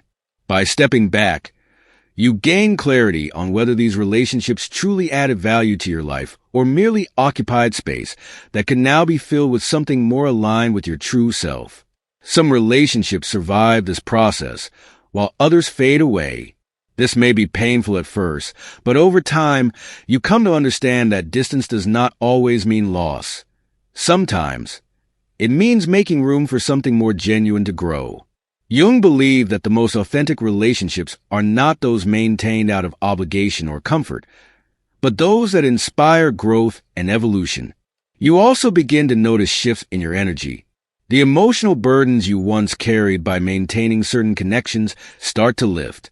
That energy, previously trapped in conflicts, worries, or the constant urge to please others, is now freed for you to invest in things that truly matter. It's as if, by taking a step back, you reclaim parts of yourself that were lost in the process of trying to fit in. In this state of renewal, you realize that you don't need as many things or as many people as you once thought. Happiness becomes an ally, and you discover that true fulfillment doesn't come from accumulating, but from letting go. Carl Jung spoke about this as a return to one's essence, to what we truly are when we strip away the masks and distractions. The emptiness that at first might seem intimidating gradually transforms into a space of creativity. Now, you have the opportunity to build a life that reflects your values, dreams, and purpose. In this space, you can hear your intuition more clearly. The inner voice that was always there, but perhaps drowned out by the noise of external expectations. This process not only changes your relationship with yourself, but also deeply impacts the way you interact with the world. When you start living in alignment with your authentic self, the relationships you attract shift as well. They are no longer based on fear or dependency, but on mutual respect and a shared desire for growth. The right people begin to enter your life effortlessly, while those who no longer align with your path gradually fade away. Jung referred to this process as individuation, one of the greatest achievements of human life. It is not about perfection or reaching an ideal, but about becoming who you truly are. It's a journey without a final destination, because life itself is a continuous process of transformation. However, each step toward authenticity brings you closer to a sense of wholeness that no superficial connection can provide. This path also teaches you the art of surrender. By stepping back, you learn that you cannot force others to change or make them understand your journey. Every person is on their own path, and not everyone will be ready to walk alongside you, and that's okay. Your responsibility is not to pull others along, but to keep moving forward toward your truth. Transformation is not always immediately visible. You may go through periods of uncertainty, where answers are unclear, but over time, you begin to see the rewards of this process. Your life feels lighter, more aligned. The relationships that remain are deeper, and the opportunities that come your way resonate with your higher purpose. As you continue along this journey, you realize that the act of distancing yourself doesn't just transform your inner world. It reshapes how you perceive the outer world as well. You start seeing situations with greater clarity, free from the emotional distortions that once clouded your judgment. This doesn't mean you stop feeling. Rather, you gain the ability to observe your emotions without letting them control you. This level of awareness is precisely what Jung described as one of the pillars of individuation. Distance gives you the chance to redefine your priorities. You begin to ask yourself, what truly matters to me? Which relationships, activities, and goals align with my truth? These questions may seem simple, but their answers are profound and life-changing. Jung taught that an authentic life is not measured by external standards of success, but by the depth of our inner connection. When you start living from this place of authenticity, the rewards become evident. The right people arrive, and the experiences that genuinely enrich you appear almost as if by magic. However, this does not happen by chance. It is the result of your decision to let go of what no longer serves you, to create space for what truly matters. At this point, you begin to understand that distance is not necessarily an act of separation, but rather an act of connection with yourself. By prioritizing your well-being, you are setting a standard for your life, one that invites others to respect and value you for who you truly are. This is a subtle yet powerful shift, because you are no longer willing to compromise your inner peace just to please others. The relationships that remain after this process are the ones that withstand the test of time and change. They are connections that do not rely on constant physical or emotional proximity, but rather on a deep mutual respect. Jung once said that these relationships, built on authenticity, are the ones that truly enrich our lives. You do not need to struggle to maintain them because they flow naturally, without expectations or conditions.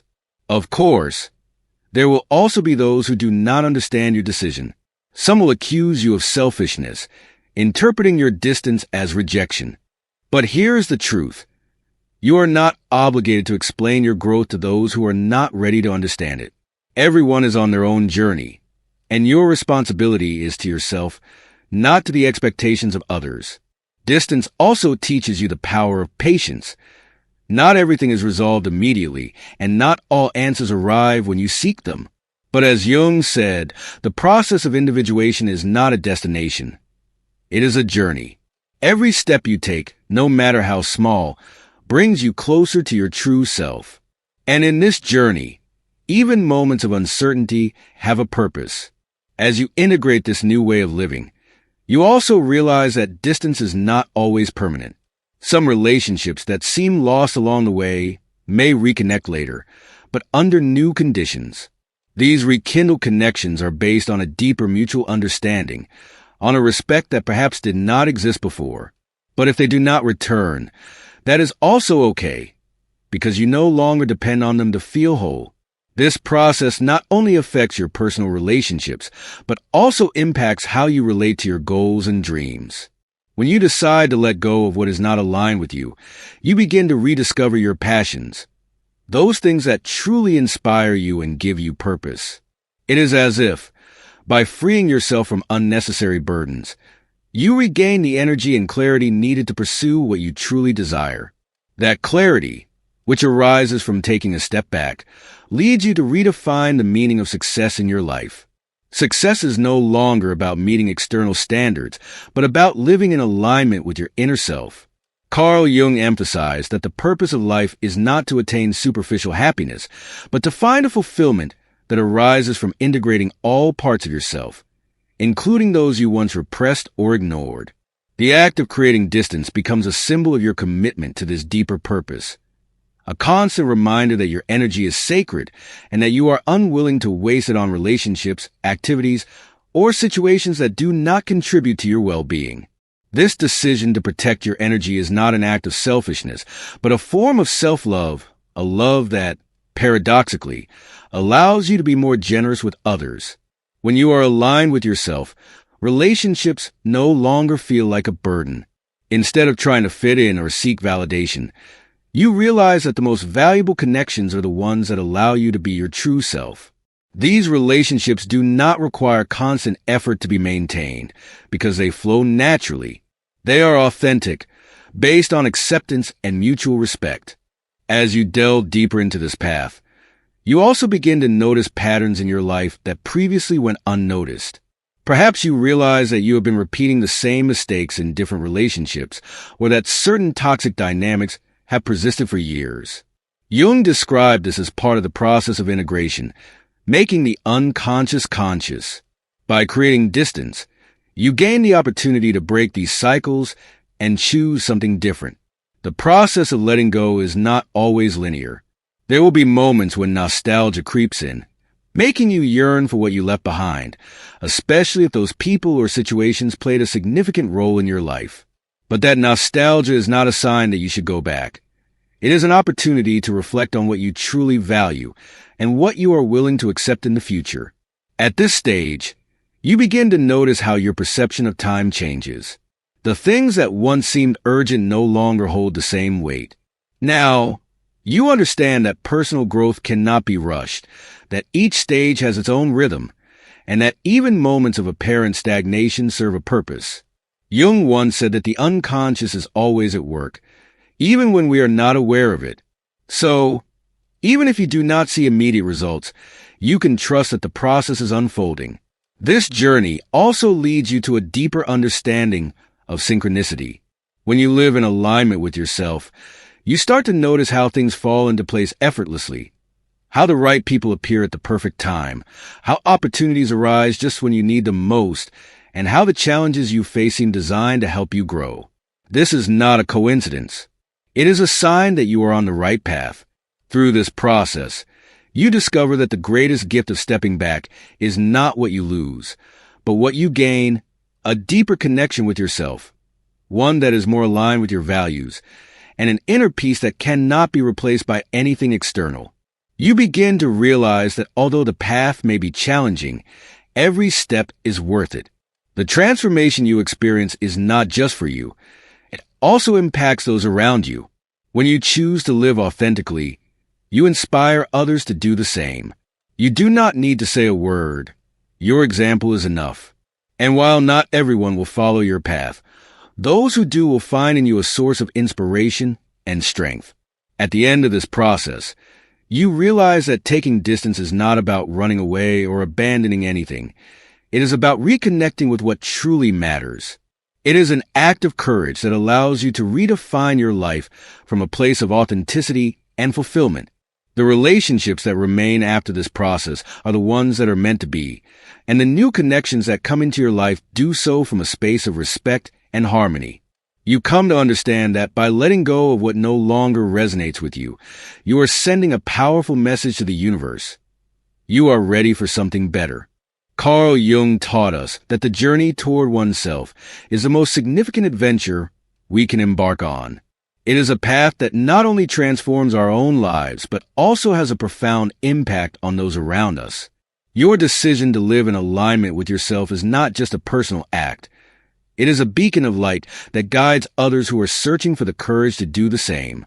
Now, I invite you to reflect. What relationships, habits, or situations in your life no longer resonate with you?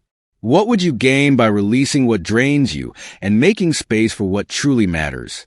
These questions have the power to transform your reality if you allow yourself to listen to them with honesty. Embracing this journey of letting go is not just about leaving things behind.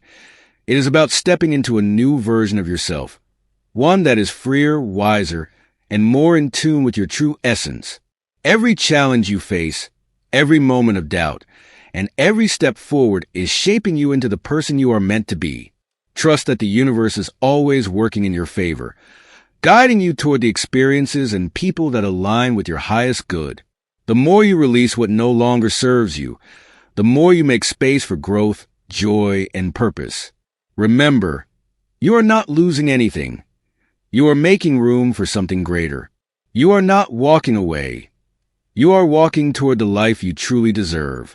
Keep moving forward with courage, knowing that every decision you make from a place of authenticity brings you closer to the fulfillment and peace you seek. Your journey is yours to create.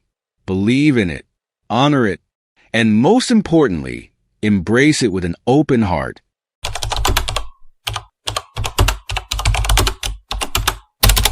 And what if I told you that death is not the end, but the only possible beginning of an authentic life? We exist as if time were an endless resource. We postpone conversations that would mend us, delay decisions that would free us, and tuck our dreams away in a drawer labeled someday. Yet there is one truth that does not negotiate. You will die, and you do not know when. This is not a morbid lecture, but a summons, an existential alarm that rings to wake you from the automatic. Carl Jung, one of the most probing minds of the 20th century, taught that death is not an accident outside of us, but an intrinsic horizon that defines who we are. To be human is, in a deep sense, to be toward death. That orientation is not a dark fate to fear. It is the frame that gives life its proportion. Most of us behave as if death were someone else's problem. We stock our lives with small comforts and public appearances while the inner life erodes from disuse. But death is not an RSVP we can ignore. It arrives unscheduled and without permission.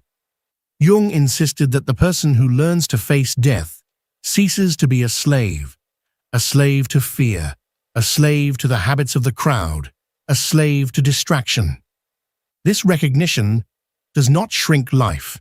It enlarges it because it clarifies what matters. Ask yourself, are you merely passing the time, or are you spending it? There is a difference. Passing the time is movement without direction. Spending time is an act of allocation, a moral economy where each moment is invested in something that matters to your soul. If you begin to perceive your days as a finite currency, what do you prioritize? Whom do you call? Which dream do you dust off and lean into?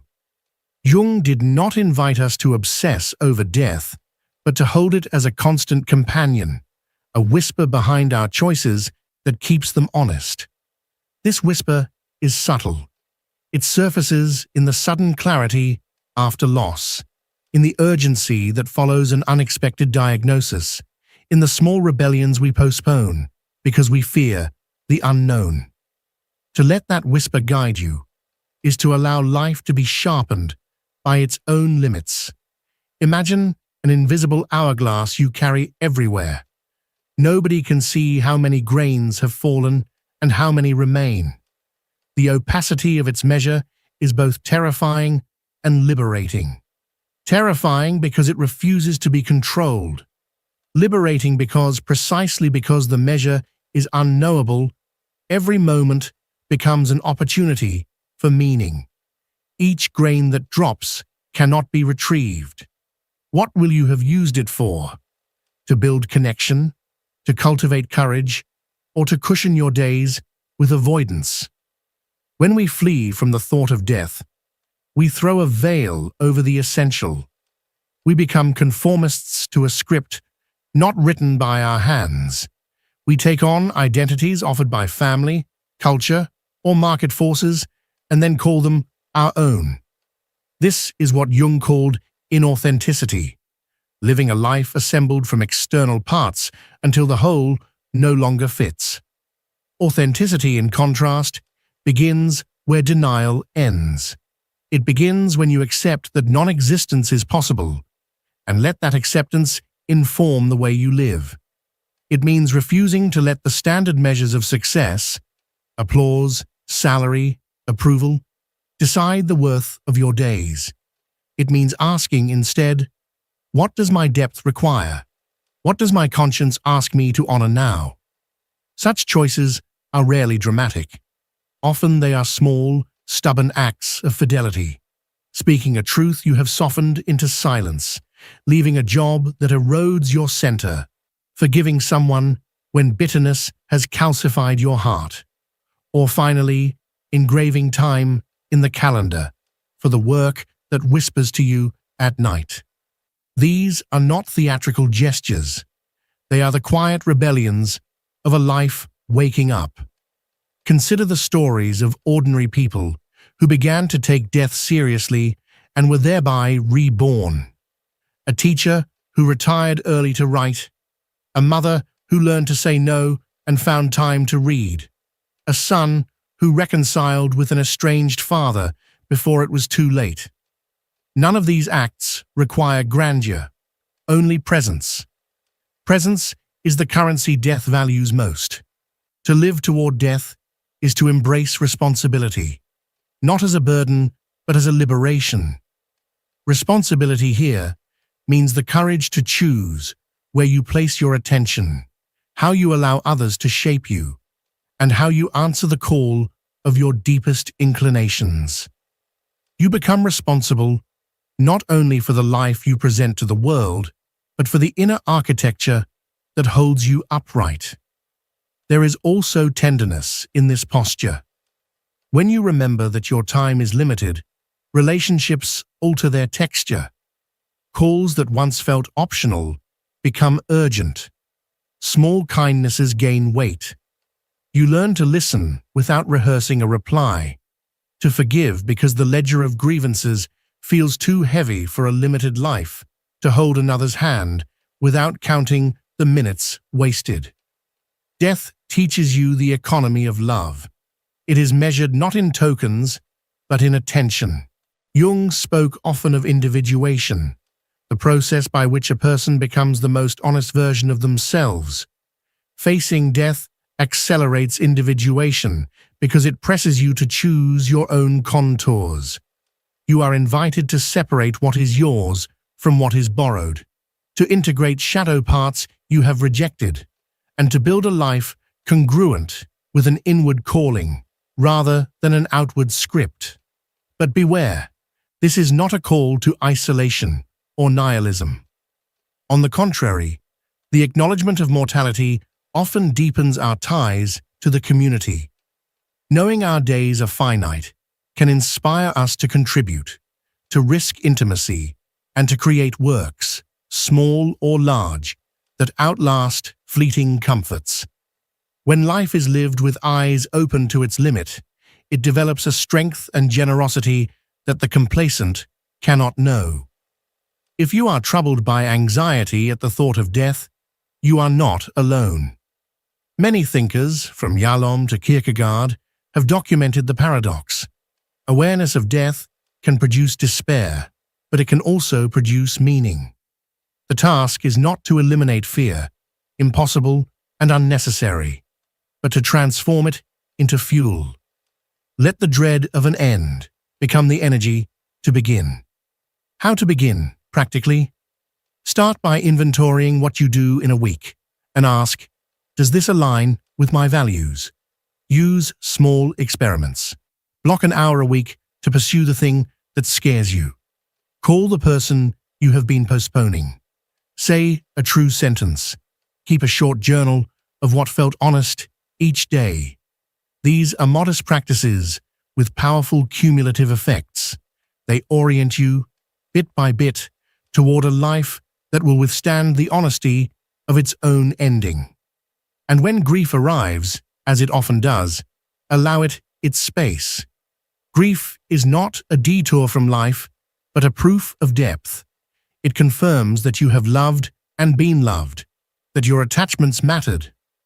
Jung taught that our wounds are not signs of failure, but maps to transformation.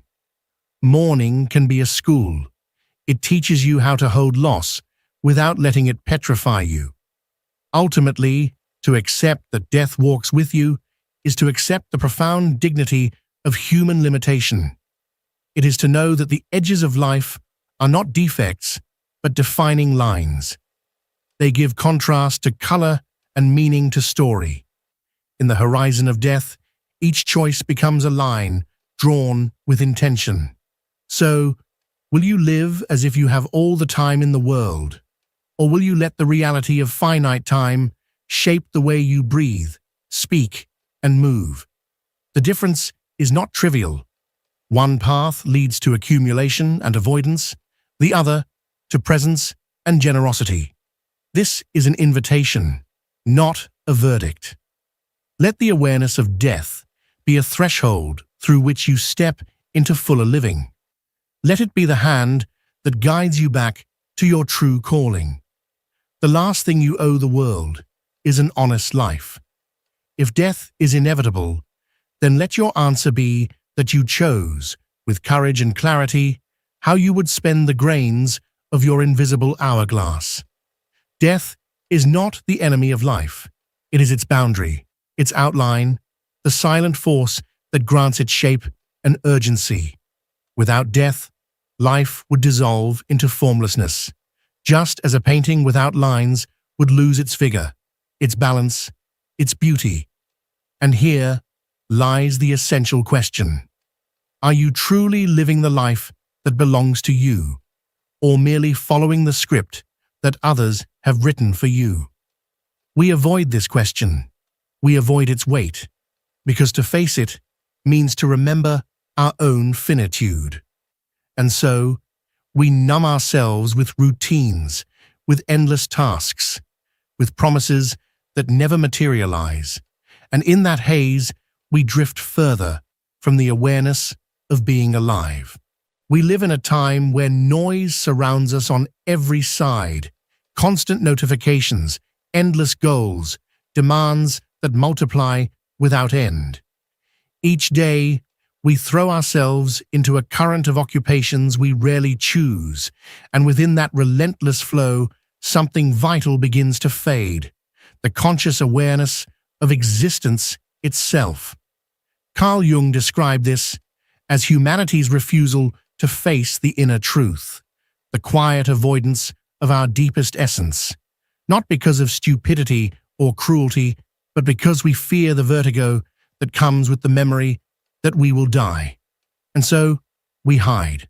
We fill our schedules, we drown in distractions, we escape into 1,000 obligations. We become so occupied that we abandon our own existence. Perhaps you have felt it, that uncanny sensation that each day is but a repetition of the last, that beneath the surface of activity lies a silenced voice, something essential buried under layers of routine. That silence is not peace. It is existential numbness. It is the fog that covers your choices, your relationships, your desires. It makes you follow a pre-written script. Study, work, earn, consume. And because this fog is subtle, it doesn't wound at first. On the contrary, it feels comfortable, even safe, even celebrated. It is easier to sleepwalk through existence than to face the truth that time is slipping away. Yet death is real. and time is not infinite.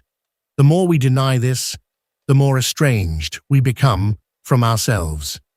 Jung reminded us that life cannot be fully embraced without death. And yet, how often are we present? How often do we stop running long enough to inhabit silence? Our culture is terrified of silence.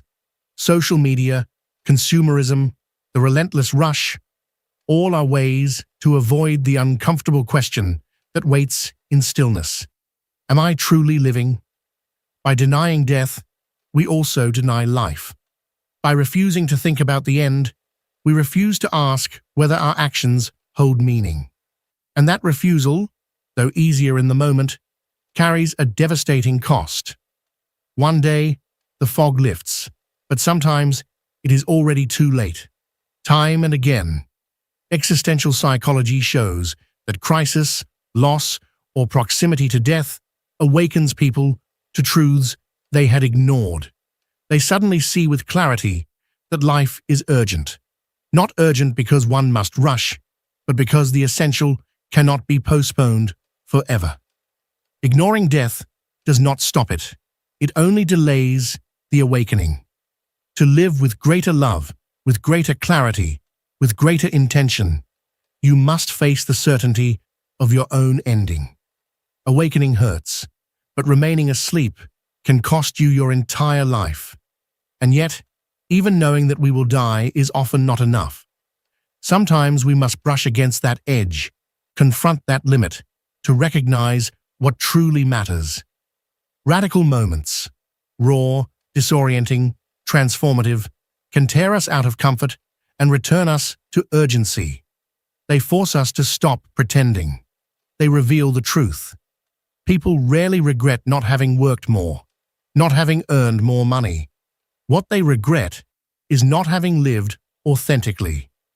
Jung pointed again and again to the suffering born from betraying one's inner truth. Still, many postpone the life they yearn for, hiding in the illusion that more time will always come. Why do we do this? Studies with terminal patients reveal that what they most feared was not death itself, but reaching it without ever having lived. The terror was drifting through life as a distracted spectator, never diving into its depth, never choosing fully, never loving completely, never daring to say yes to what ignited their soul. Research in psychology confirms this as well. When we remember our mortality, we are drawn into authenticity, into deeper connections, into living with greater purpose. When death becomes real in the mind, false obligations lose their grip. The shoulds collapse. What is superficial fades. What is essential emerges with burning clarity. These awakenings are profoundly human. Again and again, the pattern repeats. The break from inertia, the moment when fear transforms into momentum instead of paralysis. Tragedy is not required for this awakening, but decision is. Each of us must decide, remain asleep or awaken to our true being. You do not need to wait for a diagnosis or a loss to wake up. You can begin now, in this very moment, with a single act of deep awareness. Your time is limited. Every passing minute vanishes forever. That remembrance alone can change how you speak, how you love, how you choose. The stories of those who awakened are not just meant to move us. They are invitations. They call us to confront what matters before the chance disappears. You do not need tragedy to live intentionally. You need only the courage to remember that you can choose. Awakening is not the end. It is the beginning. For once you awaken, you must decide what to do with that clarity. To live authentically is not a slogan. It is not a lifestyle trend. It is a radical demand, a lifelong challenge. Authenticity means responsibility. It means choosing, renouncing, rebuilding.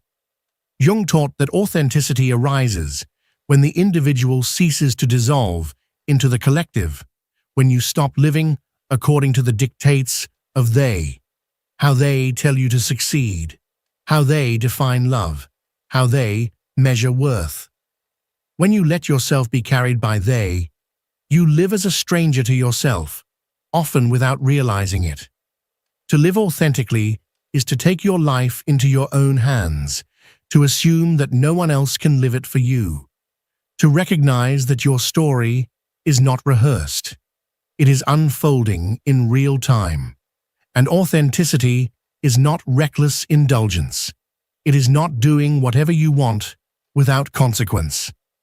It is the commitment to live in coherence with your deepest truth, even when that truth is uncomfortable or inconvenient. It means choosing from within, not from fear of judgment.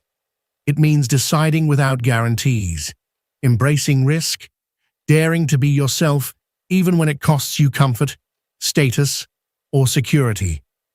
This is the challenge of life, to face death, not as an enemy, but as the force that calls you to live fully, to burn with the intensity of being alive before the flame is extinguished. We are condemned to be free, as Carl Jung would remind us, and that condemnation is not a punishment, but a profound responsibility. Freedom is heavy because it strips away excuses. It removes the comfort of blaming fate, society, or other people for the way we live.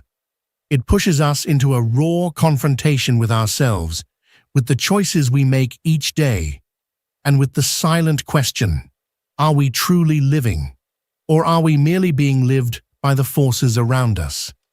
Authentic living begins when you recognize that freedom is not about doing whatever you please, but about becoming deeply aware of who you are beneath the noise of the world. Jung often spoke of individuation, the process of becoming who you were always meant to be. This journey is neither quick nor easy. The world constantly tempts you to follow paths that do not belong to you.